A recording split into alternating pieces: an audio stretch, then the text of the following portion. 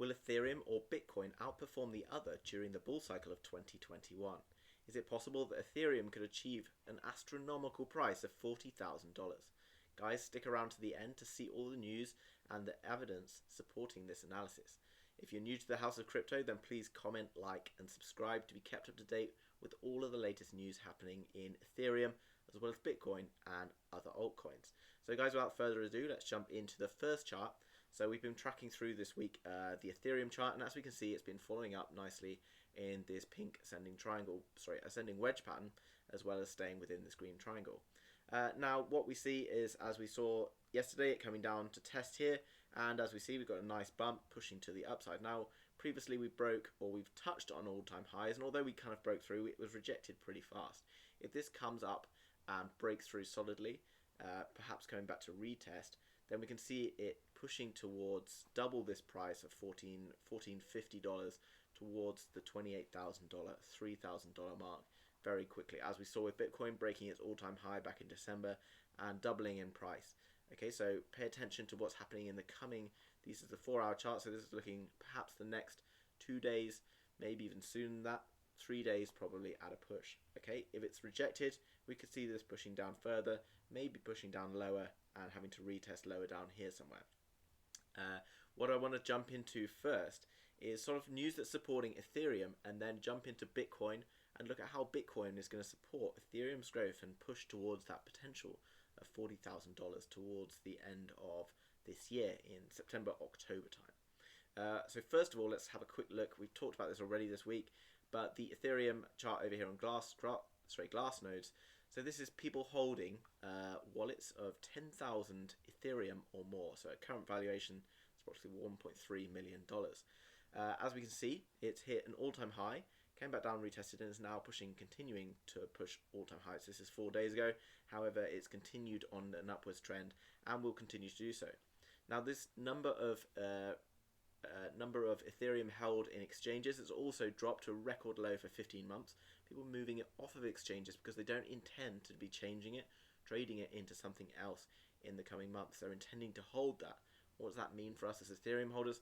That's extremely bullish, because we're going to see the price push up as it becomes harder and harder to get hold of Ethereum, and less is available on exchanges. Okay, which is obviously really good news. Jump into more Ethereum news. So you may be aware that sometime soon, or in this coming year, earlier part of the year perhaps, we're going to see the development of Ethereum 2 and Ethereum 2 be released. Something I want to focus on, not just Ethereum 2, but the burning of Ether. So as you know at the moment, Ethereum is not finite like Bitcoin. One of the best investor features of Bitcoin is that it's not, it is finite, right? There's only ever going to be 21 million Bitcoin available.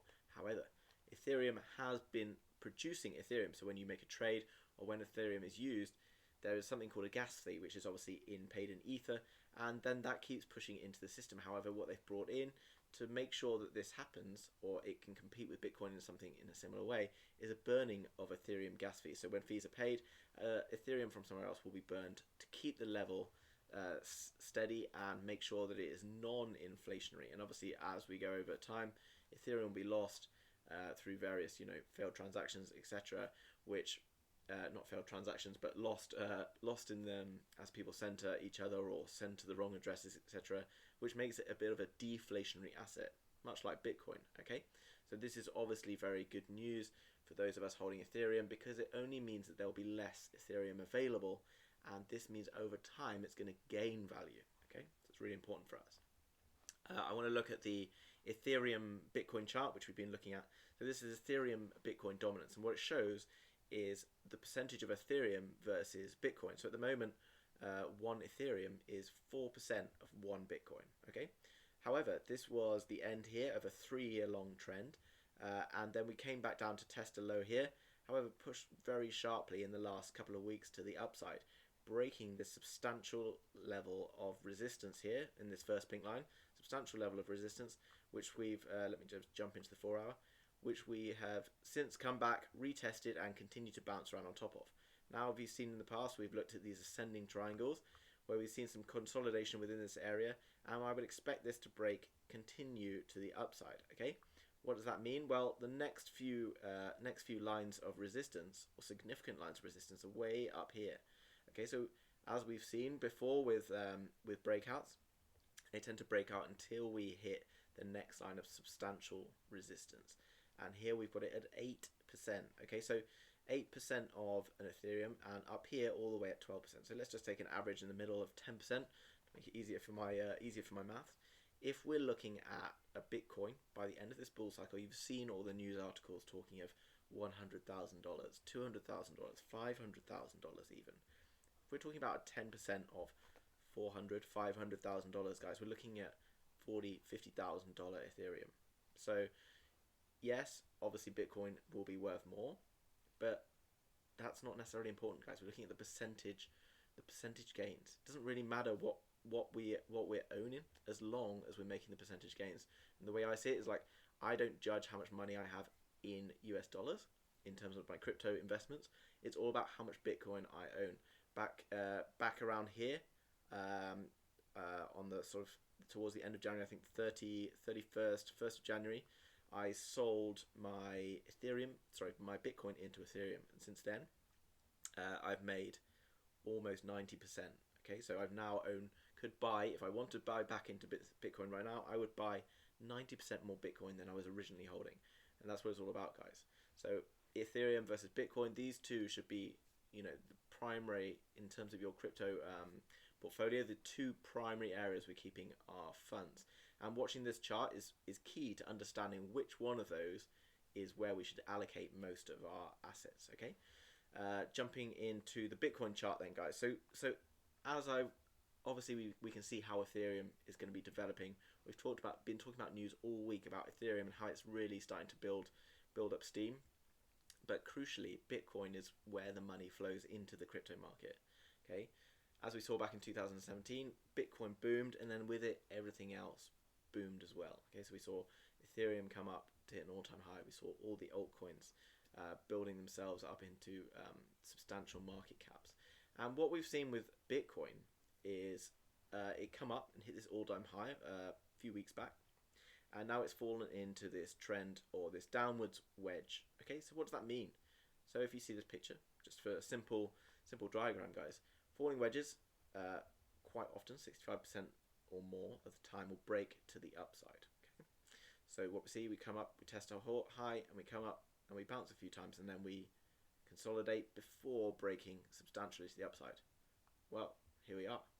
As we can see, we've come up, we've broken down, we've come up, we've broken down, come up, broken down, and hey, guys, this is on, I believe, on the 4-hour chart. Yep, on the 4-hour chart, guys. This is potentially, in the next 24 to 48 hours, if we can break through this green resistance line, then we're going to be looking at setting new all-time highs. So how we find what our target would be for that? We take this point here, possibly slightly bigger than that, and we put it from this green line where we anticipate the breakout, or once we've seen the breakout happen. And this brings us up to $44,000.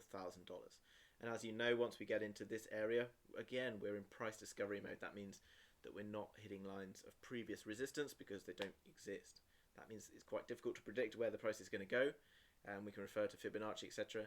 But that means that potentially we could be looking down the barrel of a $50,000 Bitcoin, or very close to a $50,000 Bitcoin, in possibly the next few weeks, maybe the next month. I'm pretty confident by the end of February we're going to be seeing $50,000 Bitcoin, and then who knows where it can go from there. Okay, it's only going to gain more and more interest, and many people are sort of saying, well, why is it not crashing like it did back in 2017 when we saw that big spike? So I want to refer here to this, and this is Google Trends, guys. Google Trends shows how many people are searching on Google for certain terms. Okay, so we got Bitcoin over the past 5 years, and okay, we're looking at the United States, but it would be a very similar picture if we do on the worldwide search. So here, this is, as you can see, 2017. This is where we basically hit our all-time high, and we got loads of people. This is 100% of people searching. We're currently literally at 24% of people searching, and yet we're $32,000, approximately $31,000 right now, which is obviously significantly higher than that original $20,000. What does that mean? It means that this price is being propped up not by the individual, not by people from FOMO like chucking their money in, which is what happened in 2017. This is much more substantial, much more secure money, and this is some proof of that. So this is over on CoinDesk. Harvard, Yale, Brown, big American universities, endowments have been buying Bitcoin for at least a year. Now, how do we not know? How do we not see that this price? Why do we not see a massive spike in the price when we see this happening? Now, I want to give you a scenario. If I have $100,000 and I buy, $100,000, $100 million, and I buy $100 million of Bitcoin at $30,000. Now, it's not going to stick at $30,000. Obviously, that's going to cause a huge spike in the price. My $100 million is not going to go all in at 30,000. Obviously, I'm going to have to pay prices as it goes up. And as I push the price up, I'm going to be paying higher and higher fees.